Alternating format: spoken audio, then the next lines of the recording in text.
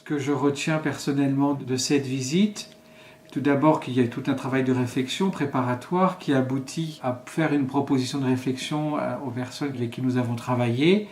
Et ce travail va faire l'objet d'une synthèse qui sera resoumise aux équipes pastorales et aux doyens pour qu'ils puissent avoir une relecture de ce travail pour une synthèse définitive qui sera actée ensuite par le conseil épiscopal et qui fixera un peu pour les années qui viennent les objectifs pour ce doyenné de Ploërmel, puisque c'est vers là qu'on va. Pour les réactions, je pense que c'est une bonne visite d'après les échos que nous avons entendus.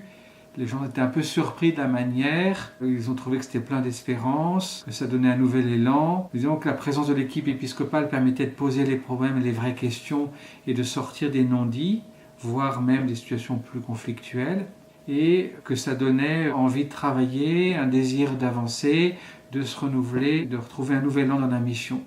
Donc je pense que c'était l'objectif, de vraiment écouter le terrain, en tenant compte à la fois des lieux de vie pour les fortifier, les soutenir et les faire avancer, et puis aussi tenir compte des plus petits, des paroisses peut-être plus fragiles, pour qu'elles sentent que l'Église reste là. On entendait parfois les gens dire « mais alors, si vous partez, tout le monde nous abandonne, vous êtes la dernière institution qui assure une présence dans nos paroisses ».